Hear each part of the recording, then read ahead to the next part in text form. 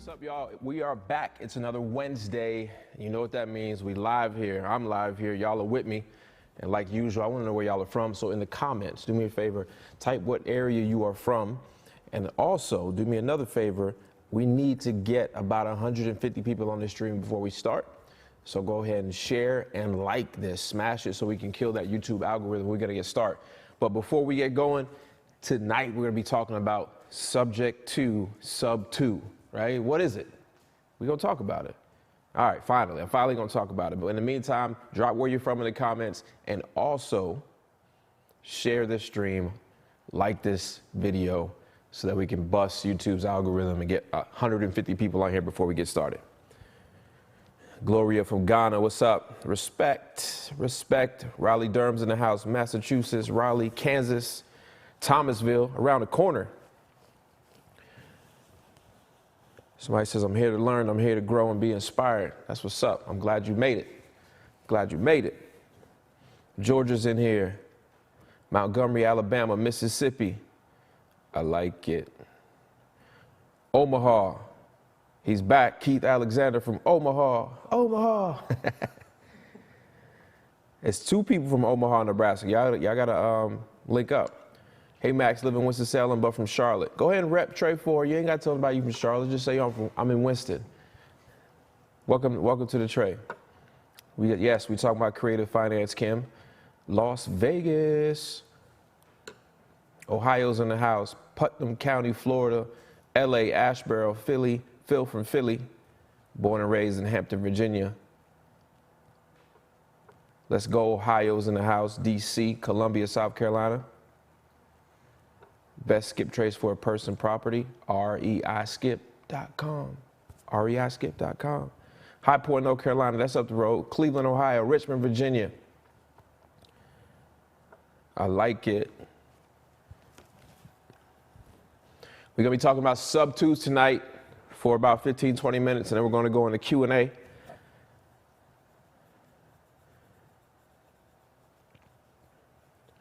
Hopefully my voice don't crack a little bit. I've been slightly sick, but I'm good. Kansas, Tampa, Baltimore's in the house. I'm glad to see y'all here, man. This is dope. I'm glad y'all on schedule. You know, every Wednesday at 7 p.m. we're going live. We're going live, whether it's here in my studio or from my phone. And don't forget, we got Bentley with us, my dog. What up, Ben? Now get out of my way. We got Memphis in the house, Atlanta, Dallas, Texas.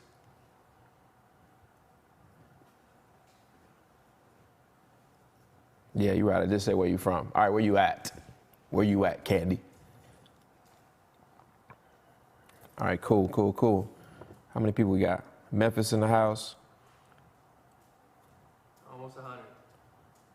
Y'all better smash that like button. Share this on your YouTube stream. Share this somewhere. Share this with your friend. Text everybody. He say, I'm in Tampa, fly down. Boston.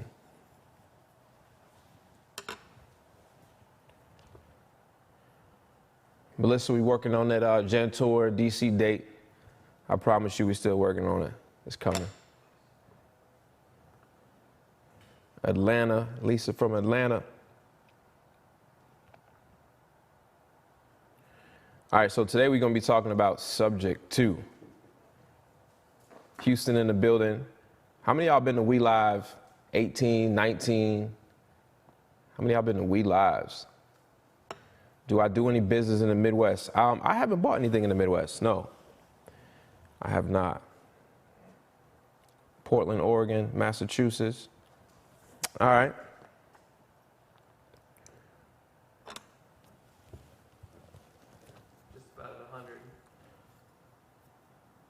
We need office hours cookout. I like that idea. Office hours cookout. Okay. I'll bring that up to Vince and Justin, see what they think about that. Chi-Town's in the house. I like it. I like it. So tonight we're going to be talking about subject 2. Now, subject 2 is something that falls in the creative financing bucket. And it's fairly popular amongst advanced investors. It's not an alternative to the lack of closing skills or data or sales skills that you say, okay, I'm going to do sub twos.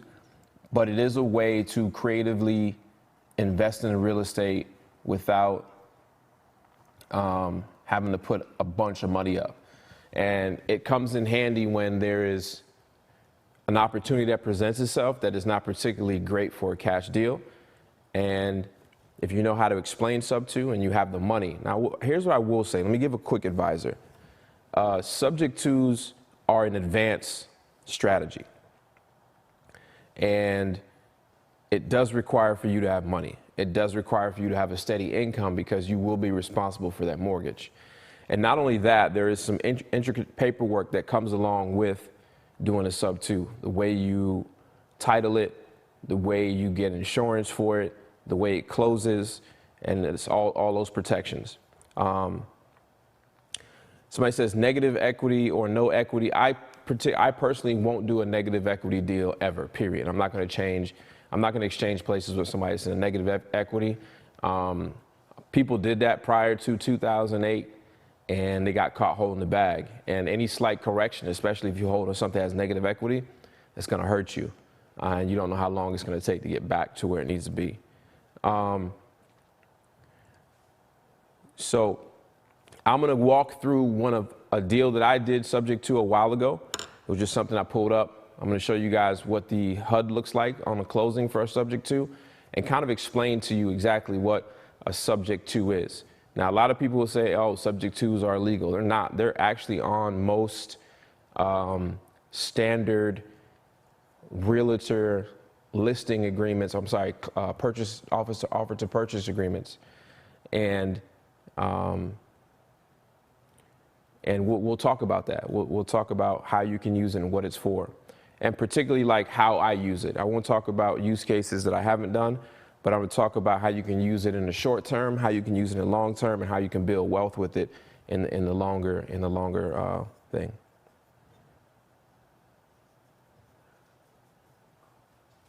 Yeah, that mortgage, somebody said that right. Some games and said that mortgage, the sub-2 mortgage is actually more important than your primary mortgage. So if you do not have money in cash flow, do not get into this type of advanced strategy. But I'm going to explain it to you so that when you get to that point and you're ready, or a deal comes across and it looks like it, you may be able to partner with somebody in the area that knows how to do it. But at least this won't be this mysterious sub-2 word.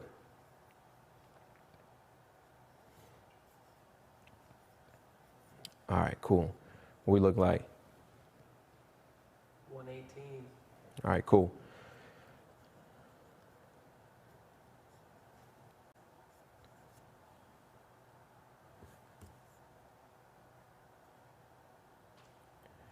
Picking up the One Deal Away course today. Appreciate you. Get in there. It's going to be crazy.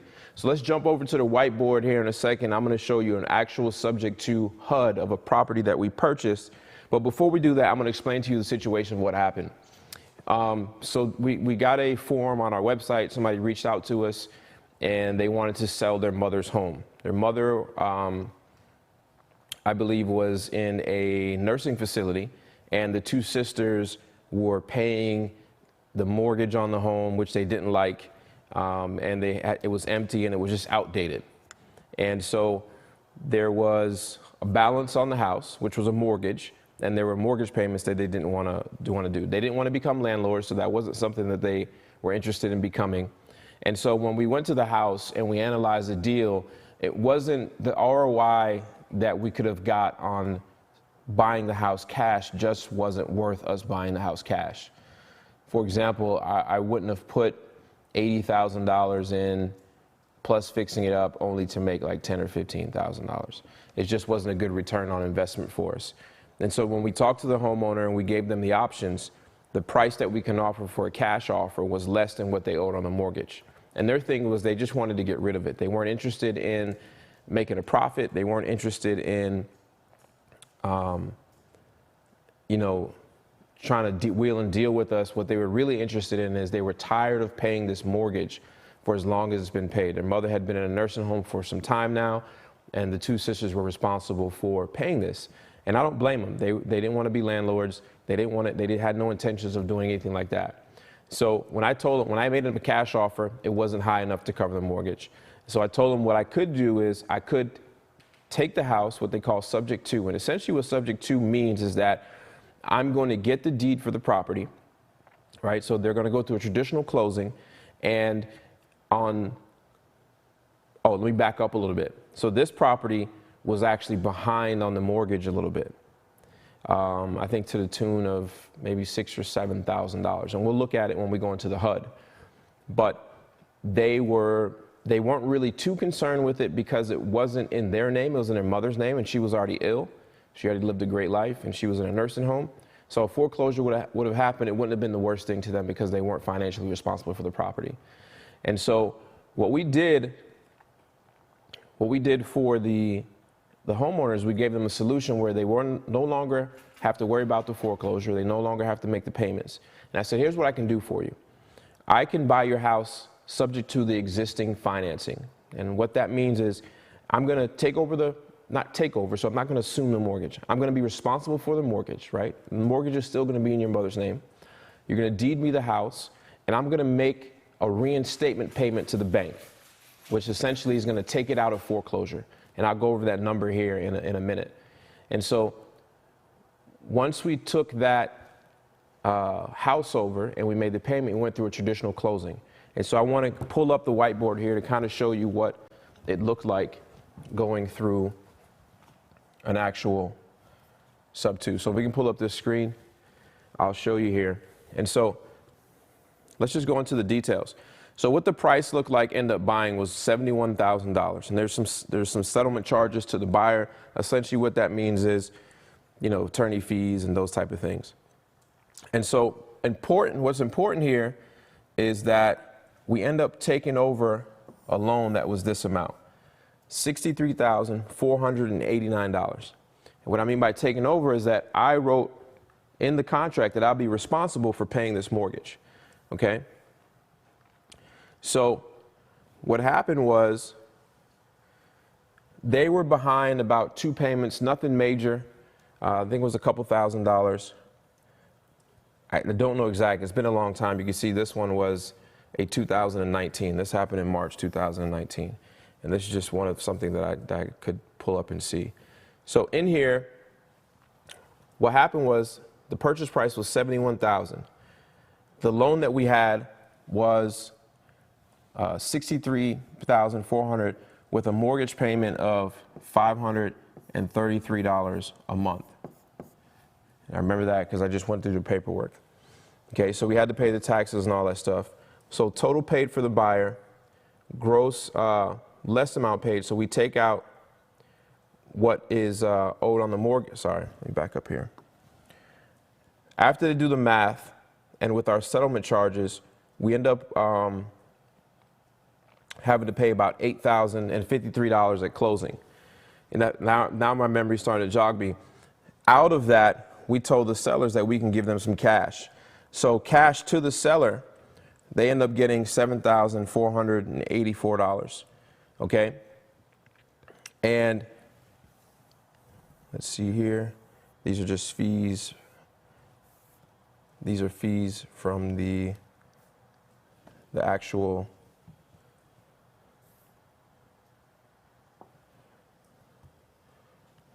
So here's what that looks like. So the property had an outstanding balance of, I'm all over the place here, of, let's just say $63,000, just to keep it cool.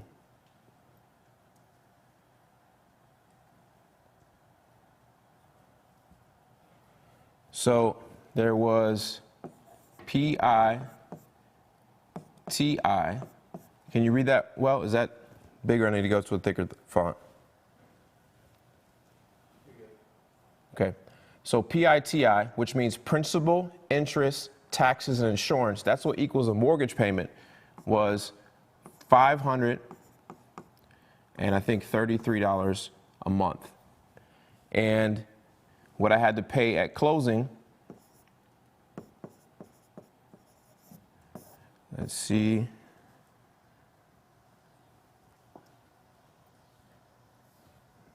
and I'm not going to be exact here, I'm just telling you, I had to bring $8,000 to closing.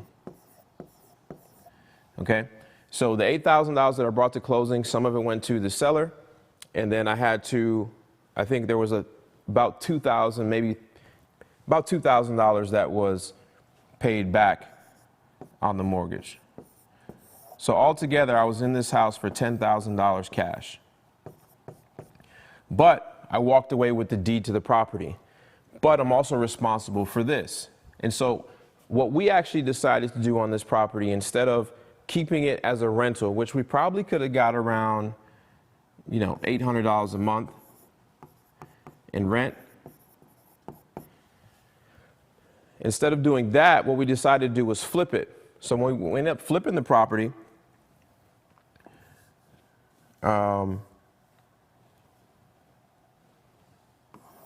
so when we end up flipping the property, you end up putting $8,000 into the property.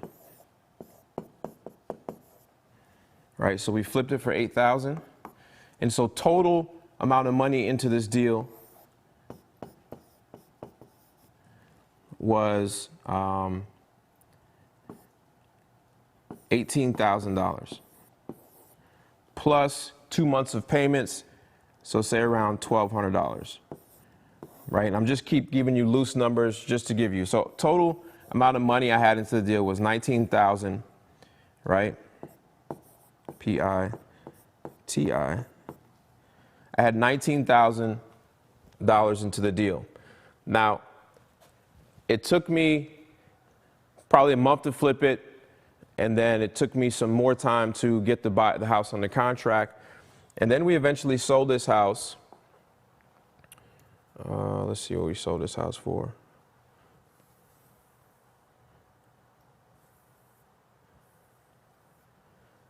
And it was crazy because we bought the house right around this time. You can see where the assessment was down. We sold it for $115,000. Right, you can see we bought it here in March, sold it for May for $115,000. So if you do some simple math here, which I'm going to throw up another sheet here, I had $19,200 into this, right? And then it sold for, what did I say, $115,000? $115,000, right? And so I'm going to pull out my calculator here so you guys can see with me. So I had, make this smaller here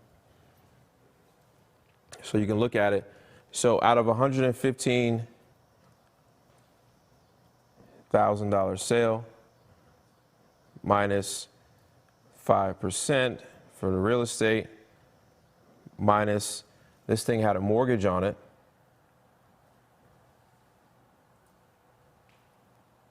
We had a mortgage of $63,500.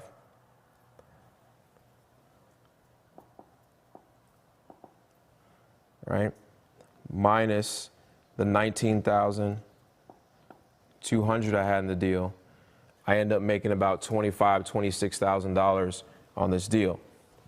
And so I did that in 2 months. And so what you can see is I had $19,000 cash, but my profit was around $25,000 in 2 months. Now, that's a much better ROI than if I sat there. It's a much better ROI than if I had bought it cash and had to put up the money. If I had to put the money up, if I had to put the money to buy it cash, the money for the rehab, all that, you can see where it would have been a totally different amount of return on investment. So when you're doing a sub 2, you know, it's good if you can, 1, pay the mortgage, 2, if you know how to explain it and you have the responsibility to know how to do that, it's perfect. Now here's another thing that I could have done. What I could have done is I could have owned that property still to this day, which this is what I do now. I don't do that anymore. I could own that property still to this day, and I could have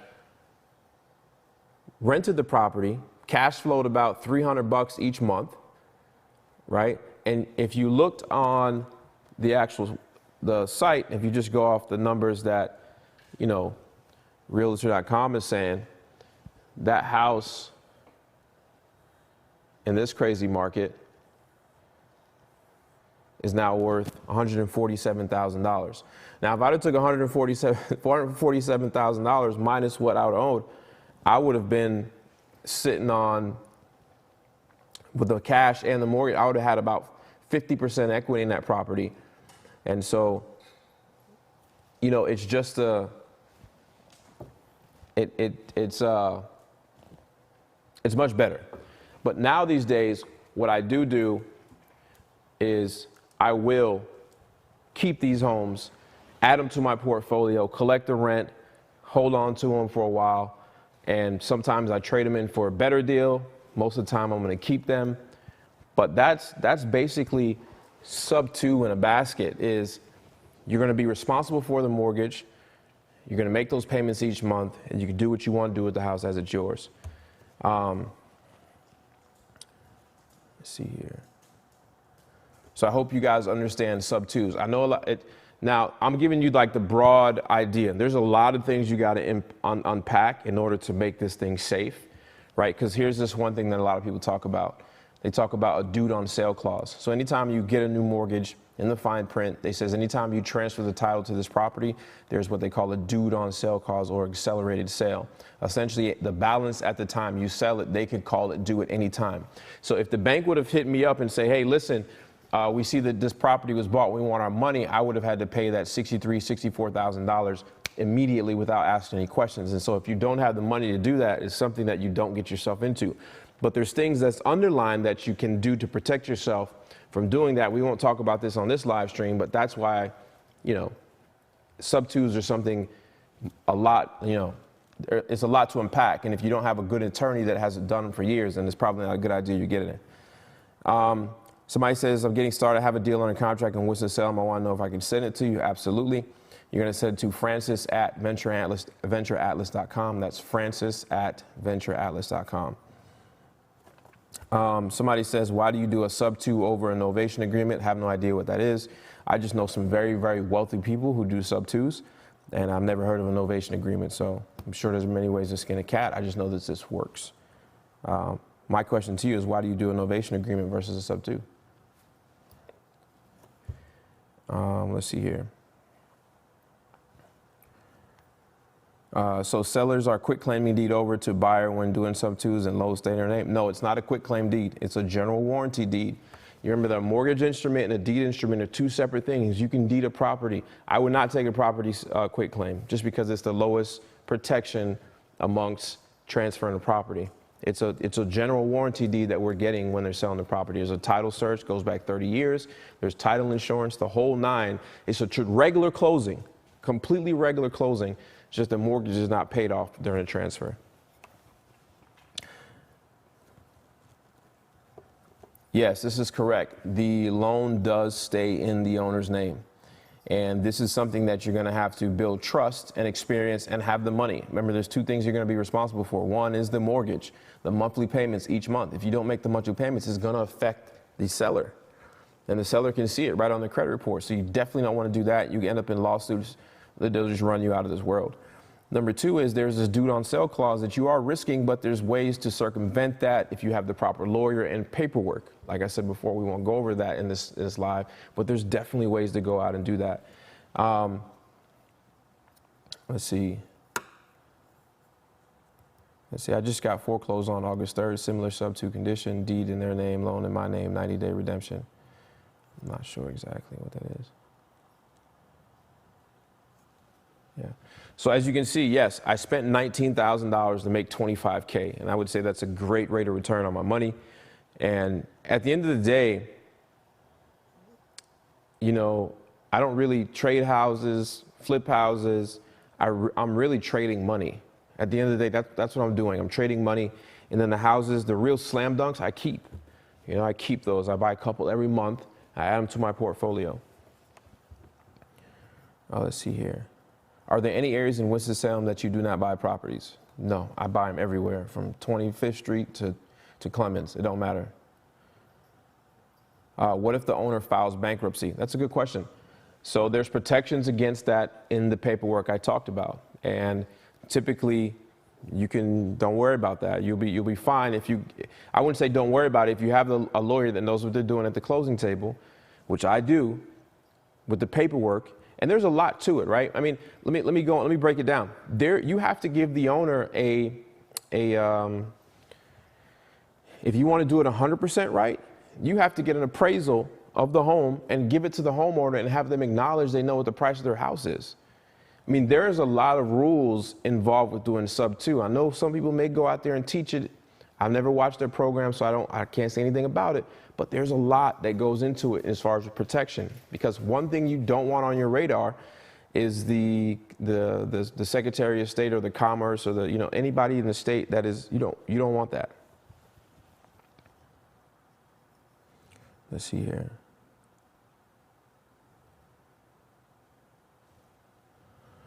Somebody says, I have to spend $140 from my 1031. What should I do? Well, if it's from your 1031 exchange, then it has to be a like type property. And you got to go find a like type property. Right now, the market's absolutely crazy. But if you want to find something in the North Carolina area, let me know.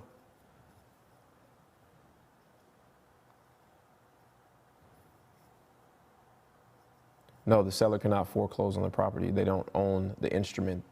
They don't own the deed, nor can they foreclose on the mortgage because they're not the mortgagor.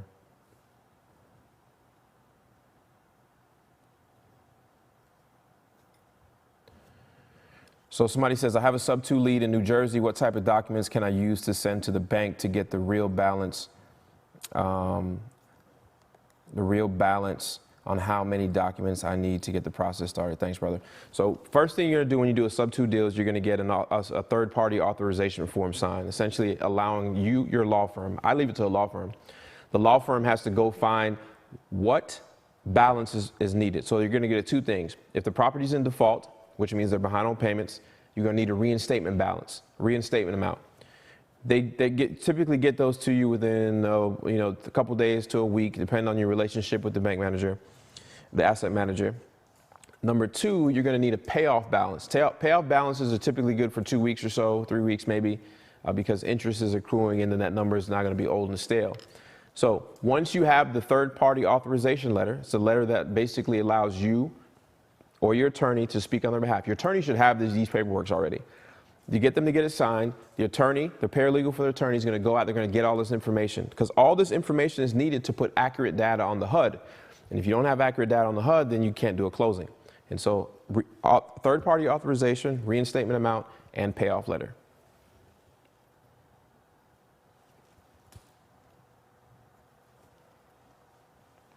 All right, so here goes a question I get all the time. Where do you get sub 2 leads? The reason why I say there is not a sub 2 leads, right? So there's no such thing. It's a tool in your tool belt, right?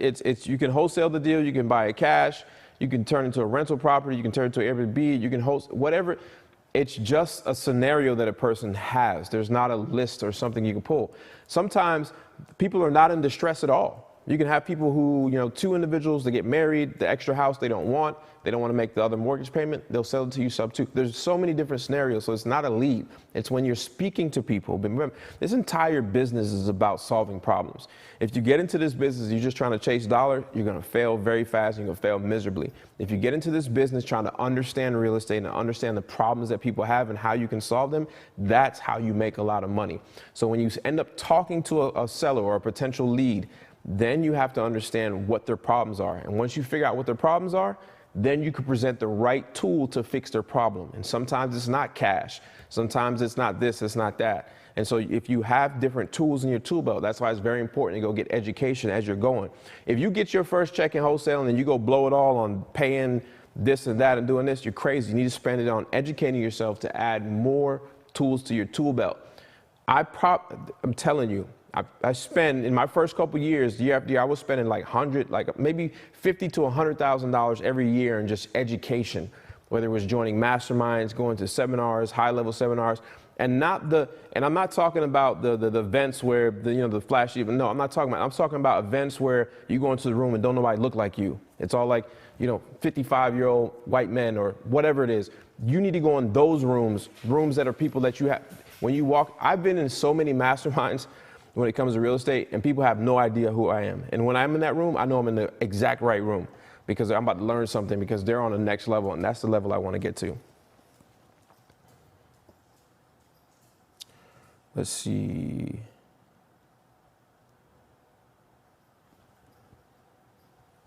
Somebody says, I closed my first deal, 100K.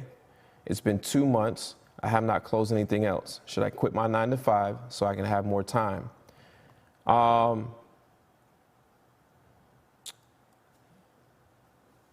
No, you should not quit your job. Absolutely not. And the reason why you haven't closed anything else is because you maybe been too happy that you got $100,000 and your effort and your hunger is not there than it was when you didn't have that 100,000. I'm assuming, I don't know, but I'm just assuming. But whatever you did to get your first deal, you have to do you have to reverse engineer it. You have to figure out what was the problem that person had. Where did how many different problems did they have? Where can I find a list of people that have these problems? When people say list, sometimes I think it's literally, they just think it's like something they can just go pull a list. No, you have to reverse engineer the problem. So if we take that Wisner property I just showed you on the board, it was a couple things. They were a month and a half, 2 months late on their mortgage. Okay, there's one list. They're in default, but they're not in foreclosure. I can't really get that information because it's private. 2, they had an elderly mother who owned a house for a long time, and she's now in a nursing home. So there goes one list. That means somebody who is X amount of age, has owned a house for X amount of time, that if you pull a list like that in your city, there may be potential people in there, right? We call that like empty nesters. Empty nesters is when people have a bigger house and they're older and the kids have moved out and they no longer need all that room. And so you have to reverse engineer your first deal. Once you reverse engineer your first deal, you got to go after to see where you can find people like that to be able to solve that problem. $100,000 is a lot of money for a first deal. That's life-changing money. You've made more than 2 years the average salary in one deal of people in America. And so you really gotta hope you spent your money wisely, go out and get some education, because if my first deal was $100,000, I probably would have spent 25 of them just in education. And so you got to go out and you got to educate yourself and get to the next level. You have the money now. I'm assuming you may not have had $100,000 before that. So now that you have it, spend it wisely so you can go get more hundreds of thousands. And so no, do not quit your job. You can do this. You can do this on the side. I mean, you just made 2 years worth of somebody's salary in your first deal.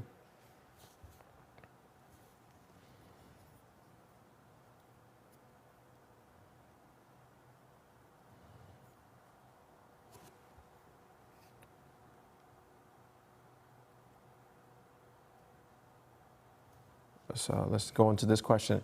Can you get sued if you call somebody on the do not call list as a wholesaler who's presenting yourself as someone interested in making an offer? I mean, technically somebody can do a complaint. Yes, you could get sued if they're not on do not call list, but it's very simple to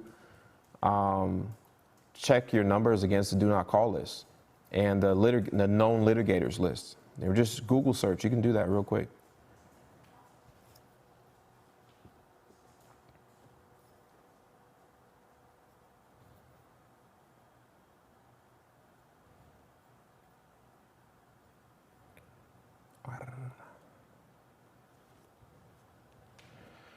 So Paul said, I saw a house overgrown, contacted the owner, and the house was worth 89. I offered 66, and he said, deal. I have an investor. What do I do now? So if I'm looking at those numbers, 89 and 66, it's a little bit of a deal, depending on how much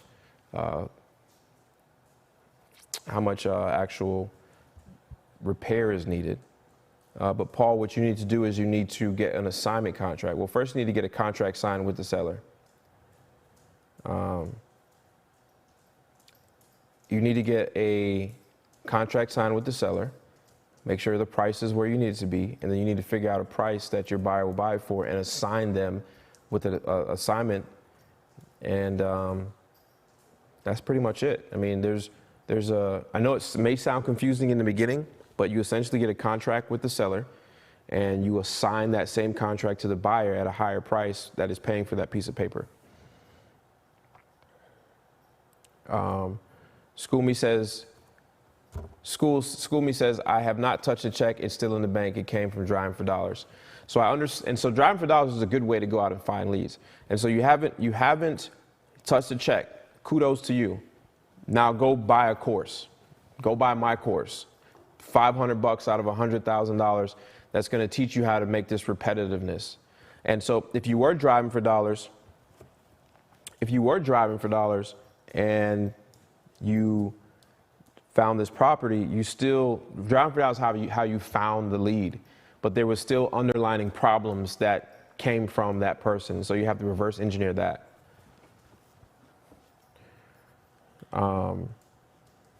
Cornelius said, can you discuss tax credits and how one can access them? So you're not going to get tax credits unless you're doing something for the city that they want. A tax credit is essentially a subsidy to do something. For example, I'm working on a low-income housing project in my city where I want to build some low-income housing. The city's in dire need for the low-income housing. But here's the thing. The cost to build low-income housing is the same cost to build market rent housing. So the city knows that. And so what happens is they need housing for low income, and they're going to say, we will give you a tax credit that you can then sell later. That's a whole nother video. And that they basically subsidize the cost of you building these units.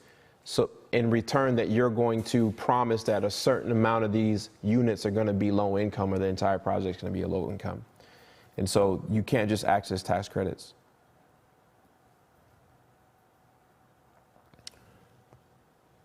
Somebody says, are you going to have a meetup in North Carolina anytime soon? Yes, keep on the lookout. It's coming soon, I promise.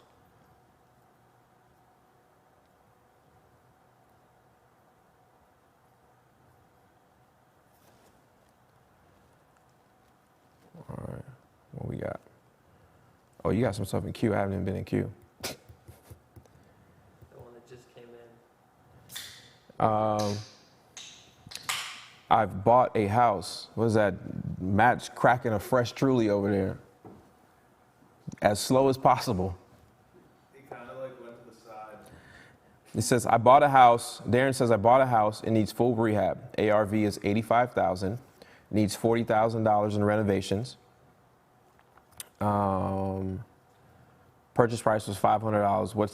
What would be best? Fix it up, flip? I mean, Darren, that really comes down to you. I mean, if you want to add a property to your rental, do that, or you can rent it and fix it and flip it. You can wholesale it.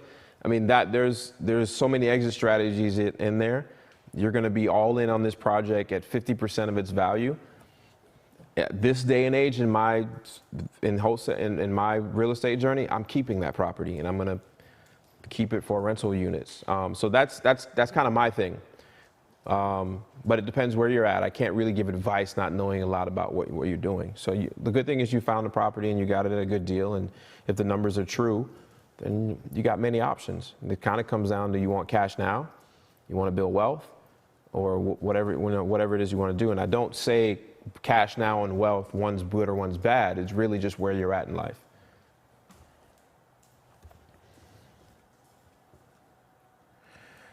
Drew has a question. He says, thought on doing on-market deals. Been trying for 4 weeks and haven't got anything yet. And so, Drew, this is a absolutely terrible strategy, especially right now. And I'm going to tell you why. So when you're in this business, and I'll say this. Most people get into wholesaling because they don't have money. I didn't have money when I got into this business. And so if you don't have money when you get into this business, the next good thing is to know how to identify and find deals. And if you can identify and find deals, then you're going to be able to get the money, whether you want to sell it or somebody to partner with to find it. So think about when you get into this business, you're mostly finding problems and solutions. And so if a house is listed on the MLS, it is essentially the most open marketplace that there is to sell a property. You're not solving a problem, because if any investor, real investor, they have someone scouring the MLS. Probably not right now, because house prices are absolutely crazy. And so because you're looking on the MLS for deals in the height of the market that we've had in the last 15 years, you're not going to find anything. And so that's why wholesaling is specialized in off-market properties. The reason why we make money is we solve problems for the seller or the homeowner, and for somebody that has the money but doesn't have the time nor the skills to go out and find these properties. So it's up to you to develop these skills, to learn how to identify a deal so that you can present this deal to somebody and go out and make money. And always remember, a good deal never looks for money. Money always looks for a good deal. And if you can remember that, you'll never go broke.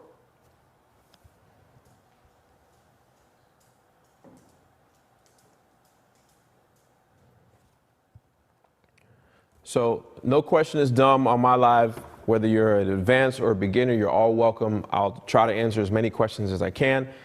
So Matthew says, I have a question. It might be simple, but how do I acquire the property title without money, and what are probates? So I'll tackle one thing at a time.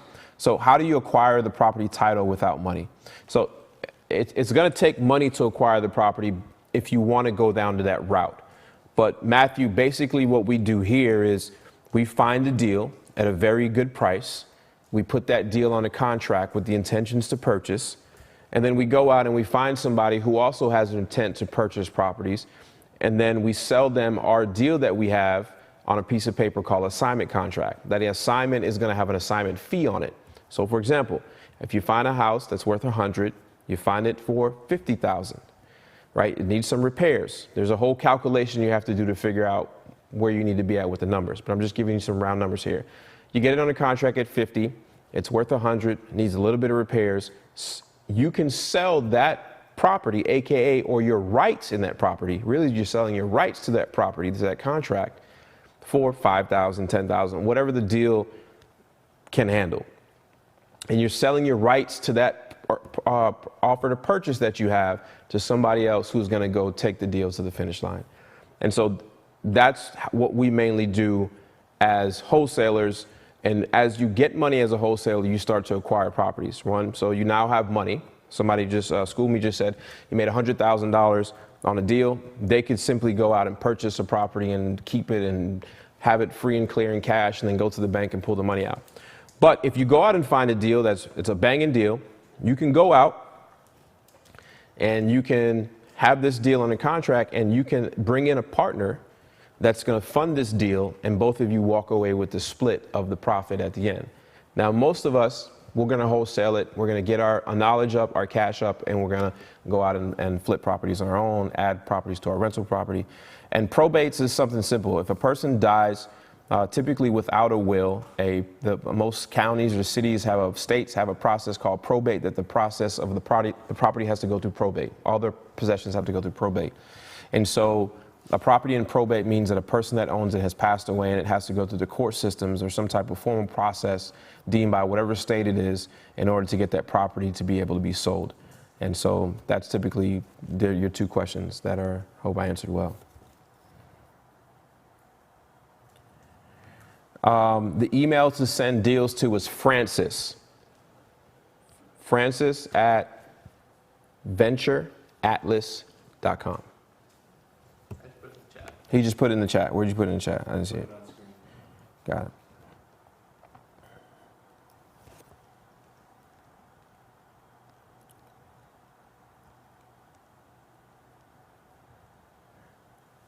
So let's see what Eric had to say. Eric said, Max, I appreciate your knowledge. Thank you, man. Thank you for tuning in and following along for the last few years. I've been following your content for 2 years. Last year was my first year, and I did 45 transactions in Northwest Indiana, Gary, Indiana. Gary, Indiana is a very hot market for out-of-state rental investors. So I'm happy for you, man, and it's a very good market you're in. I know some other guys that do have very, very big misses who are in that market.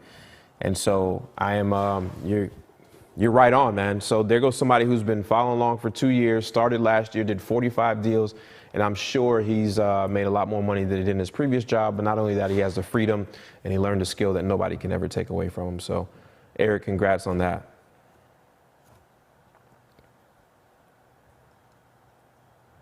All right, Max, can I run RVM lists on REIRail? I was going to sign up, but I heard Facebook group is no longer an option. Kim, that's 100% right. So RVMs have become completely illegal. You don't want the legal trouble. We have one of the best TCPA compliant attorneys in the country, and they advise us that nobody should be doing that anymore because Congress has really went after it, typically because these home warranty or these car warranty people and all these insurance scam people have been using RVMs. So don't use it in your business, but don't worry. There's many, many other ways. REIRail still has text messaging. It still has a great campaign where people call you and you still know where it is. So yes, definitely still sign up REIRail. There's many, many other tools. There's also a Driving for Dollars app that you're going to get. And not only on the Driving Dollars app, you're going to get that, but you also, if you ever run into a deal that you need help with, you can simply click a button and that call gets routed to my office where I have agents on standby. They're just waiting there to answer your questions. So yes, REIRail is a good tool, a good option to sign up. RVMs are out of the question. It's just no longer a thing. And this is something that happens in any business. I don't care what business you're in, there's going to be rules and regulations that come down that are going to make you change and pivot. The people that can't change and pivot are the ones that fail and quit. So I advise you to just readjust like like everyone has to do. Just readjust. There's other ways to go out there. The show continues. Use the tool and you'll do fine.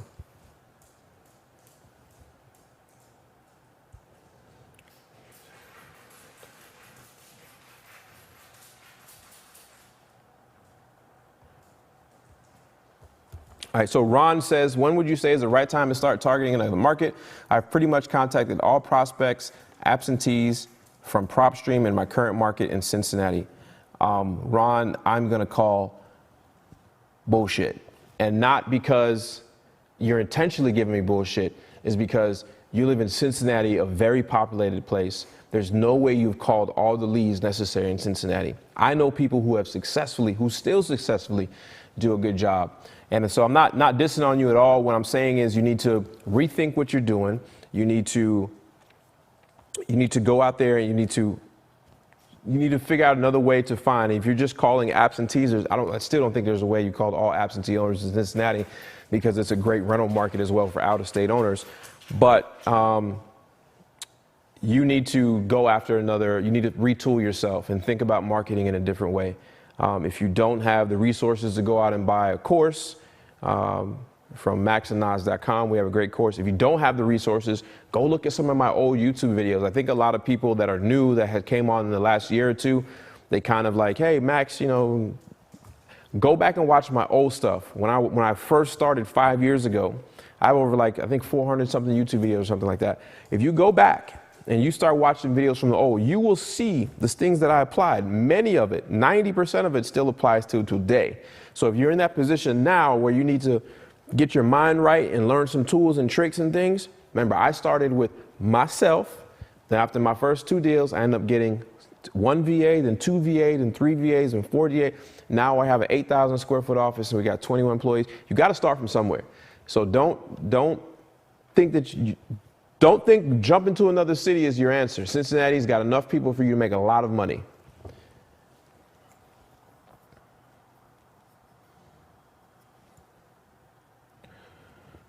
All right, Catfish Sandwich. I like your name. I love the name. Catfish Sandwich. Hey, Max, first time and a long time fan. Thank you, man, for hanging out with us for the last few years. How do I get my partner to be more aggressive on the phone? And that's a tough one. And so if a person doesn't have it, they don't have it. And so maybe you need to find, and that may be killing your lead flow or your deal flow because the person on the phone is not a person that should be on the phone. It's very hard to turn a non-salesperson into a salesperson.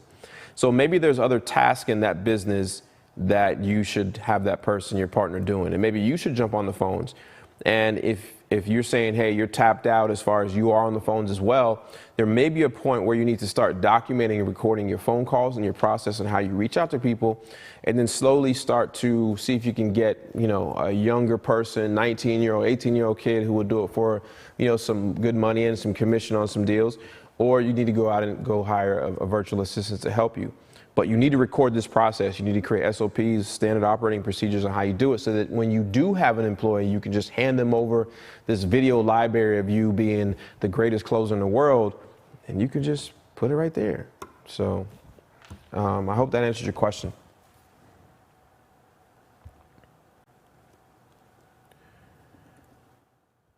So Rob, let me see here. Rob Rodriguez says, Max, I'm currently a college student looking to get into real estate, but I don't know how to start. You've come to the right place, Rob. Welcome to the place. You're looking at somebody right here, barely graduated high school. I couldn't get into any college, so I went to the military. I was dead broke at 30, had to move to my mom's crib, and I'm doing well for myself now. I have millions in real estate. I do well outside of real estate, and so all of that said, you're looking at somebody who didn't have any money, couldn't start, and I'm not the smartest person in the world, but this is where you need to go. So what I would advise you to do is, hey, don't watch any other YouTube channel. Don't look at any other shiny object. Go look at my old YouTube content for the rest of the night. So when we get off here on live in a few minutes, go look at my old YouTube content, started with my oldest stuff, and start working your way up. Then you'll get the concept of where you should start. And then tune in here every week, 7 p.m., and ask more questions, right? This is a lot of access to me. You get to ask questions. I get to hang out with you guys. And then also I have a Facebook group that is absolutely free. It's called Wholesaling Houses Elite. So if you join that Facebook group, which was 100% free, you can ask questions. You can type in and ask any questions and see all the stuff that's been there. It's one of the largest wholesaling Facebook groups on the internet, with 120,000 members in there. So you definitely want to go do there, man. Well, welcome to the family, man. Stick it out. You're going to get in there. You're going to do it.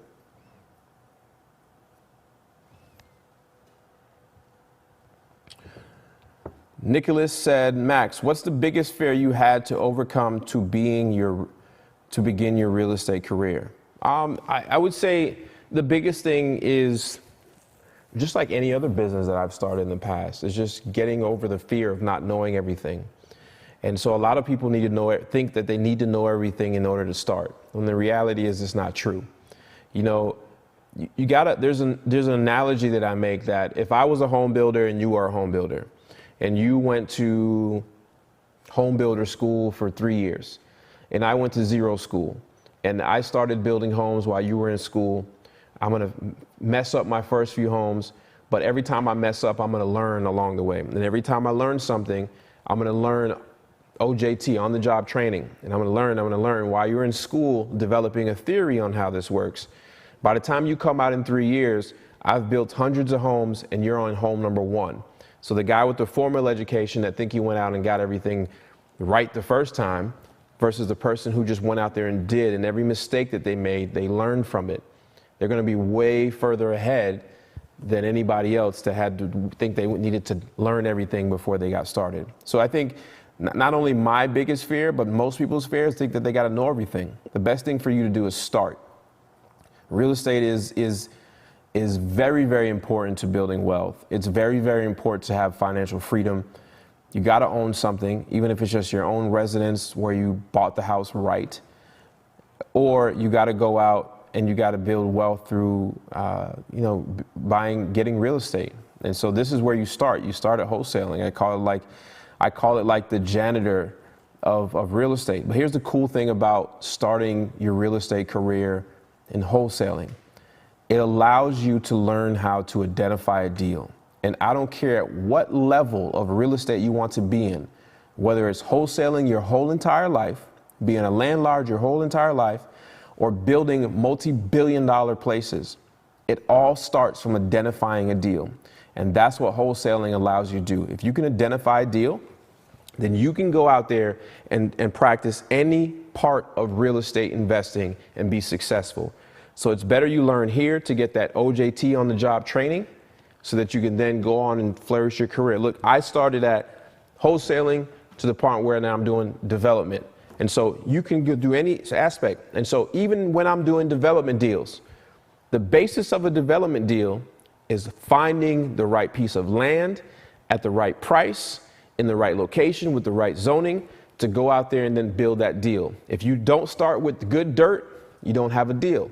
And so it's the same. If you learn that from all the way down here from wholesaling, you're going to be very successful in all aspects of real estate. So I hope that answered your question.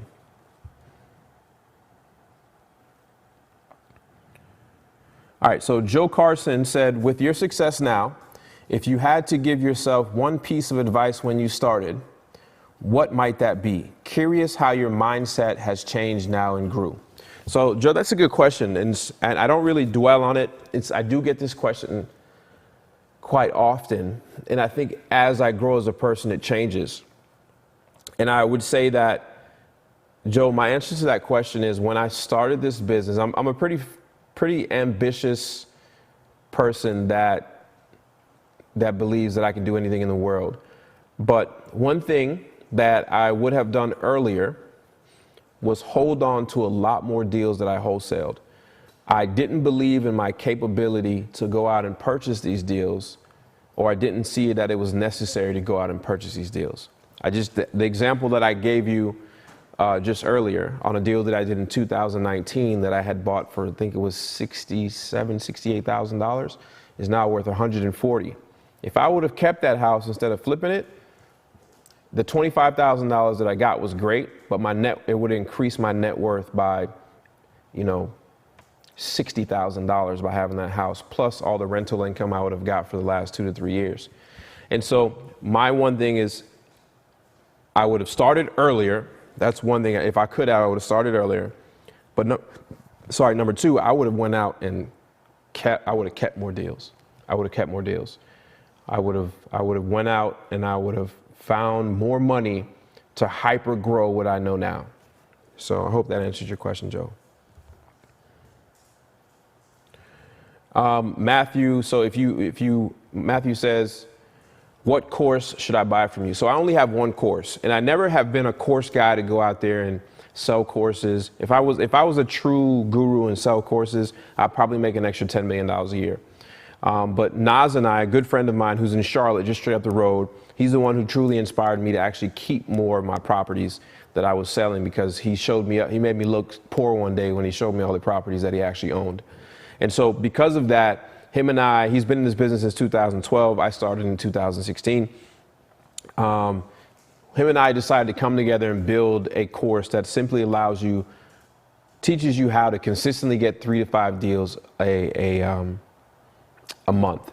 And so you can go to maxandnaz.com and sign up, or you can go to my Instagram bio, click on the link, and join the course. It's only $500, but here's the thing: on top of only the $500 you pay, you don't pay anything else after that, which the price is going up soon. We plan on raising the price at the end of the year.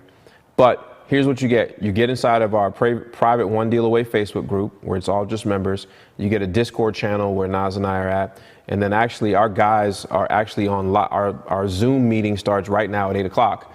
So you get Zoom with Naz and I, and we get to sit there and talk and have fun. So,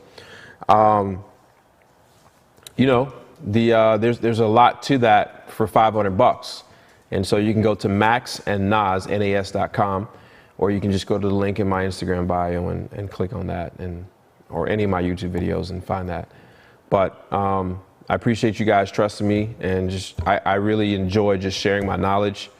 I really get nothing but this but gratitude.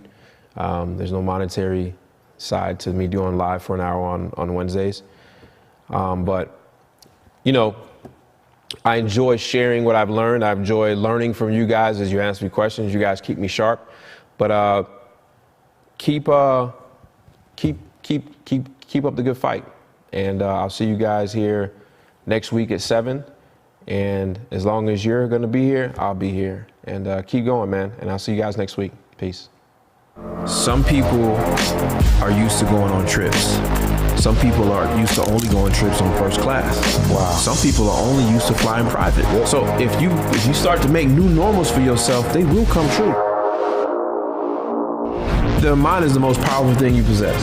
So if you don't want to change, you're not going to be able to change. For me, it's for whatever thought you have to be able to have a complete opposite thought. Because once you want to change, start to challenge what you know.